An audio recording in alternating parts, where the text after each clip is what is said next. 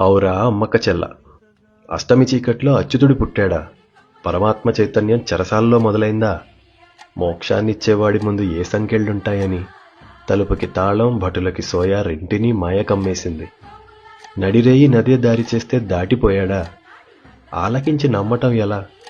వర్ణించటం బ్రహ్మకే చెల్ల. ఒకమ్మకి నొప్పిలేని ప్రసవాన్నిచ్చి మరొకమ్మని తెప్పలేని పెట్టాడు. భయానికే భయం పుట్టించేవాడు అమ్మచీరలో దాక్కుని అల్లరినే అల్లరి చేశాడు.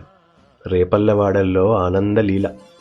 సిరికి దొరకని కౌగిలి తల్లికి దొరికింది. ఋషుల కందని పాదం గోపాలుడి గుండెపై కందింది. ముసలివాళ్లతో కబుర్లు చెప్తాడు, గోపాలులతో సద్దెన్నం తింటాడని ఆలమంద కాపరిలా అనిపించాడా?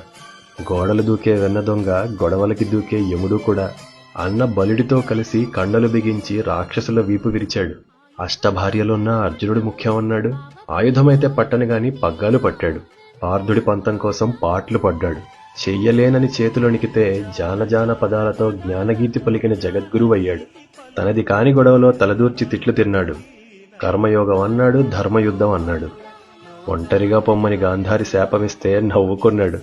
అసలంటూ ఉన్నది ఆయనొక్కడేగా.